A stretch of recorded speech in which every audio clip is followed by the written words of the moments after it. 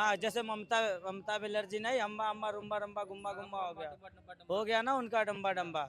अब ऐसे ही जी के संग अखिलेश जी आज तक गए हैं, वो आदमी हार ही गया। देखो दिल्ली में अरविंद केजरीवाल को हरा दिया, बिहार में तेजस्वी को हरा दिया, पश्चिम बंगाल में देवी देवताओं को अपशब्द कहे, ऐसे लोगों को मैं कहूँगा नीच हैं, दुष्ट है, पापी हैं। और अखिलेश जो जी की भी बात आपके नेता सुनते ही नहीं है। अखिलेश जी कई बार ये बोल चुके हैं कि जो है किसी भी धार्मिक मुद्दे पर, किसी भी जाति के मुद्दे पर किसी भी पार्टी को फंड मिल गया, क्या लग रहा है बीजेपी की तरफ से? तभी उलझुला बिना फंड मिले ब्राह्मण को किनारे उसने कर दिया, उसके बाद गुर्जर समाज को किनारे कर दिया, भी कर दिया। जाट को कर दिया कि ये तीन बिरादरी का वोट समाजवादी पार्टी को न मिले।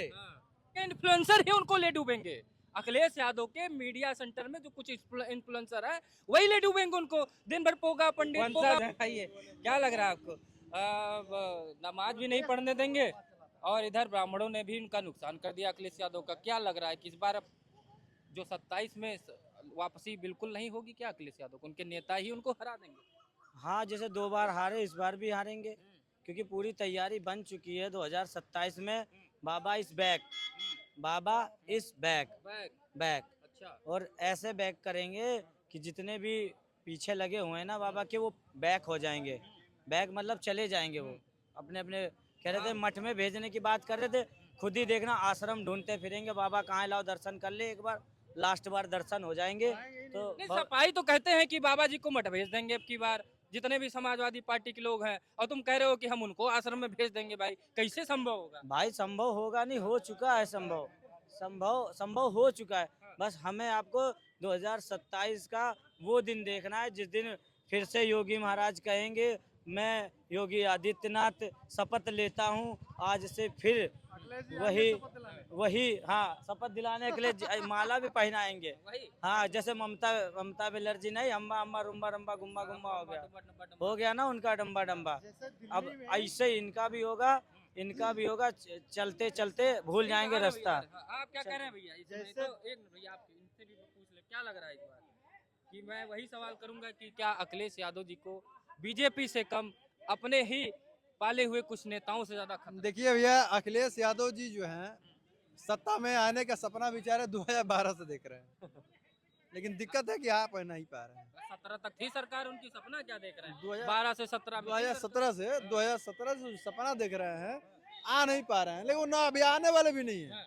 अभी कई साल तक वो आने वाला नहीं है, 20-25 साल तक तो भूल ही जाए कि मैं भी भगवान से ही मनाता हूँ, कल मंगलवार है, भगवान राष्ट्रीय अध्यक्ष बने रहे वो सपा के, उससे ज्यादा न जाए, क्योंकि अगर इससे ज्यादा चले गए तो उत्तर प्रदेश की जनता को खतरा है। और रही बात राजकुमार भाटी ने जो ब्राह्मणों के खिलाफ, जिसको हम पूजनीय मानते हैं, इतना बेतुका बयान दिया है, तो खतरा तो उनको अपने ही लोगों से है। अभी उनके पास एक ही ब्राह्मण बचा है, माता प्रसाद पांडे। पवन पांडे पढ़ा, माता प्रसाद पांडे, संतोष पांडे, पूजा शुक्ला, इतना माता प्रसाद पांडे, सनातन भी पांडे, इतना बड़ा नाम सनातन सनातन पांडे कितने अच्छे नेता है, मैं बलिया का रहने वाला हूँ।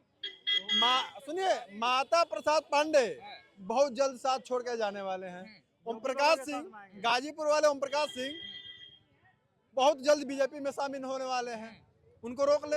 अब माता प्रसाद पांडे अखिलेश का साथ जल्दी छोड़ने वाले हैं, अपने साथ साथ और भी ब्राह्मणों को लेके जाने वाले हैं बीजेपी में। और जी के संग अखिलेश जी आज तक गए हैं, वो आदमी हार ही गया। देखो दिल्ली में अरविंद केजरीवाल को हरा दिया, बिहार में तेजस्वी को हरा दिया, पश्चिम बंगाल में ममता जी को हरा दिया। अपना नंबर तो वो पहले से, यहाँ तो वैकेंसी नए है, अपने नंबर को भूल जाएं। यूपी में कोई वैकेंसी उत्तर प्रदेश की मुख्यमंत्री की नहीं है, यहाँ ऑलरेडी भगवाधारी सनातनी योगी बाबा की वो सीट परंपरागत हो चुकी है, जब वो चाहेंगे तभी छोड़ेंगे। योगी जी की सीट परंपरागत हो गई उत्तर प्रदेश में।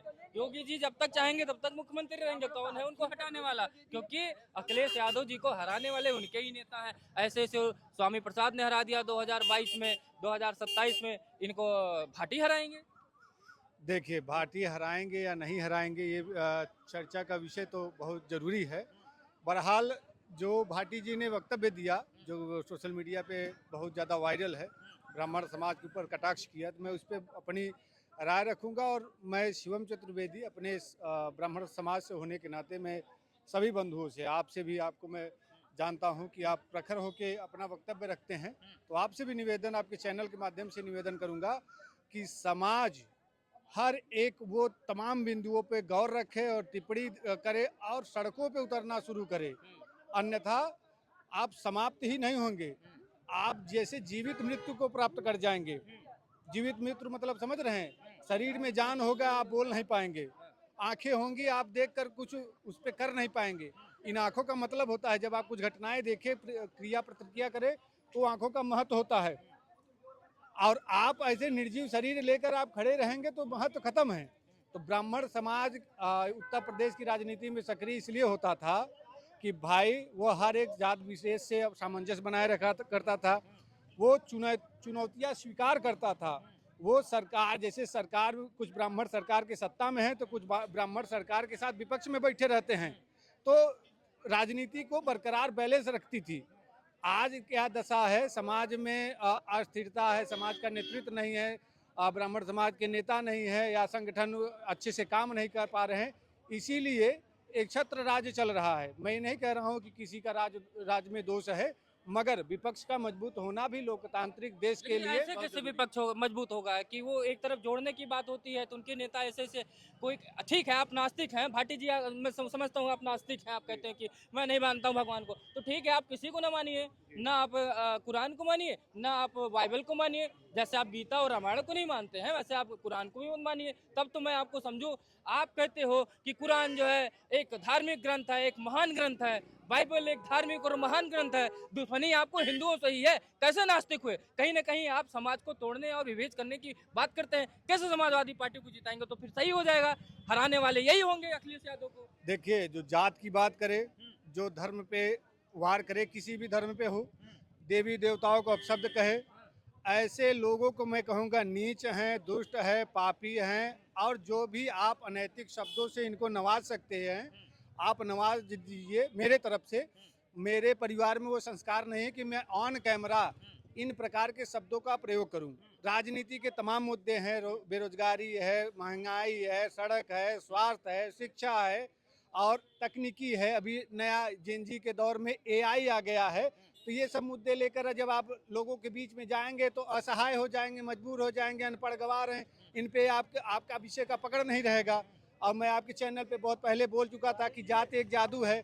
जब हमारे नेताओं के पास कुछ नहीं बचता तो बेचारे जात को लेकर कुरूदने लगते हैं। और हमारी जनता को यहाँ सोचना चाहिए, खासकर नौजवानों को सोचना चाहिए कि जो घर का, अभी बड़ी खुशी की बात है, घर का अभी प्रतिनिधित्व हर एक घर का नौजवान कर रहा है, तो नौजवानों को सोचना चाहिए कि हमको किस विषय पे भीड़ बनाना है और किस पे दूर भाग जाना है। जो आपके भले की बात हो, जो आपको बढ़ाए, जो आपको मजबूत करे, उन्हीं विषय पे इकट्ठा हो, उन्हीं पे भीड़ बढ़ा के अपने नेता को मजबूत करे, जात से दूर रहें। आइए यादव जी। भाटी जी आज आ गए, बुलाए गए, तलब वलब किए गए, लग रहा है कि कुछ डांट वाट पड़ी है क्या? नुकसान करा दिए तुम हमारे वोट बैंक को थोड़ा बहुत, जहाँ ब्राह्मण आ रहा था हमारे पास। और दूसरा सवाल ये, योगी जी कह दिए सड़क पे नमाज पढ़ोगे तो ठीक है, नहीं होगा। देखिए, जहाँ तक राजकुमार भाटी जी की बात है, तो कोई भी राष्ट्रीय अध्यक्ष माननीय अखिलेश यादव जी हो या कोई हो, कोई भी व्यक्ति किसी समाज का अपमान नहीं कर सकता है, न बोलना चाहिए। आप मूल मुद्दे पे बात उठाइए, चिकित्सा, शिक्षा, स्वास्थ्य, रोजगार, भ्रष्टाचार मिटाने की बात करिए, और समाज पे जो है उस तरह की बात नहीं करना चाहिए। समाज तो खुद तो भाटी जी को सोचना चाहिए था कि रोजगार पे मुद्दा उठाए। ये तो हमेशा कुरान पे, रामायण पे, गीता पे, पंडित पे, ठाकुर पर, यही सब तो सब मुद्दा उठाते हैं। कब इन्होंने रोजगार पे, आपके राष्ट्रीय अध्यक्ष जी ने कब रोजगार पे बात की? भाई बताइए। सुनिए, राजकुमार भाटी जी बिना शर्त माफी मांग चुके हैं, और माफी में आप लोग मान भी जाते हो कि भैया माफी मांग लिया, तो माफी मांग लिए। और माननीय अखिलेश यादव जी ने उनको जो है समझाया भी कि आज से कोई भी सामाजिक मुद्दे पर उस तरह के जात, हमें लगता है अखिलेश जी की बात आपके नेता सुनते ही नहीं है। अखिलेश जी कई बार ये बोल चुके हैं कि जो है किसी भी धार्मिक मुद्दे पर, किसी भी जाति के मुद्दे पर, किसी भी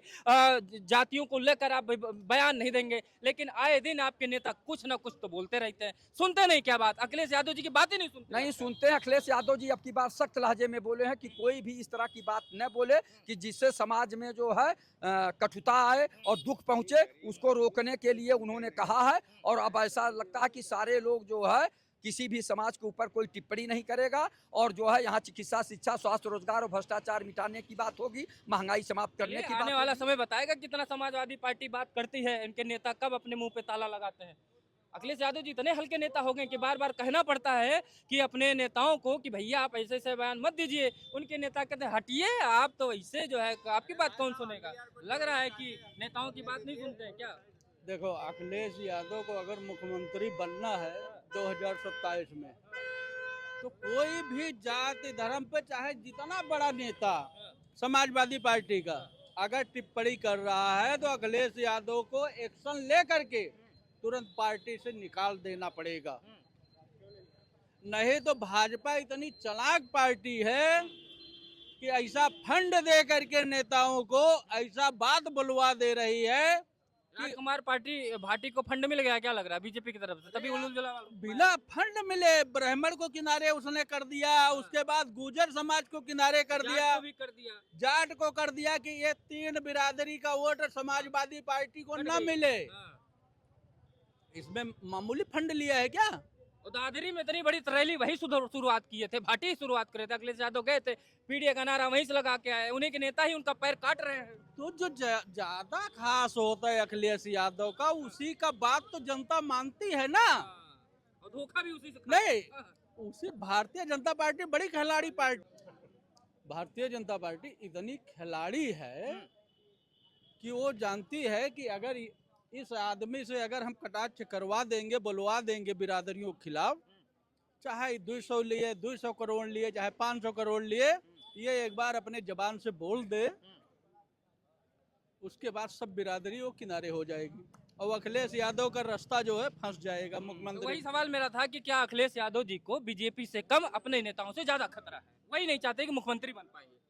देखो, अखिलेश यादव को अगर मुख्यमंत्री का दावेदारी करनी है, तो चाहे जितना उनका खास नेता हो, अगर वो पार्टी के साथ में दुश्मन जैसा व्यवहार कर रहा है, तो उसको तत्काल निकाल देना चाहिए।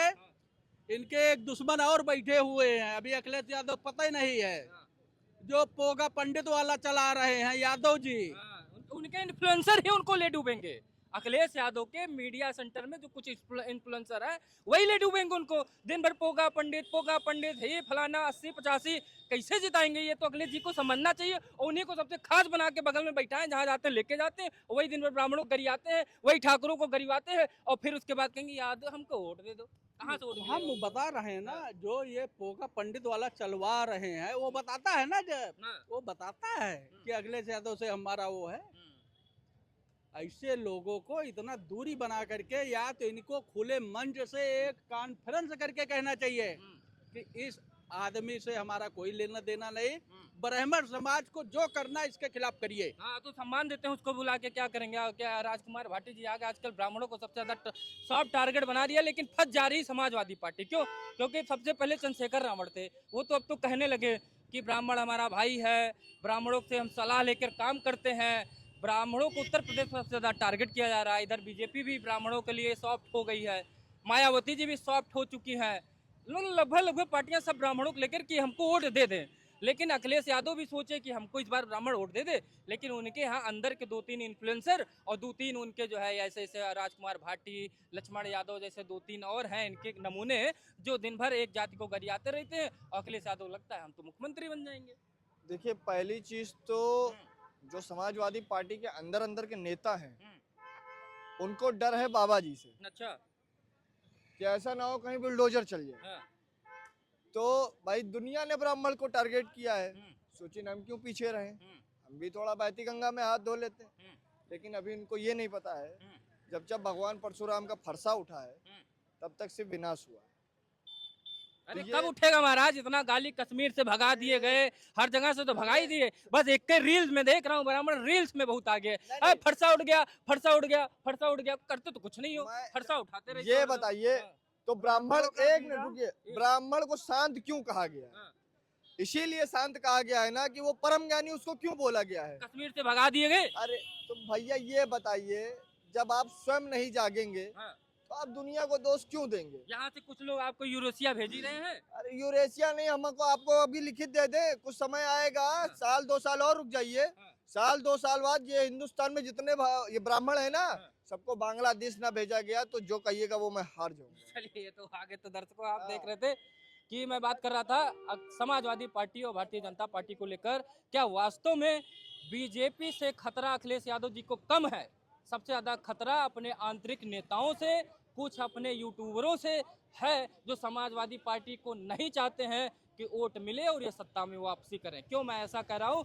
17 में हराने वाले समाजवादी पार्टी के स्वयं के नेता, उनके घर में फूट पड़ी।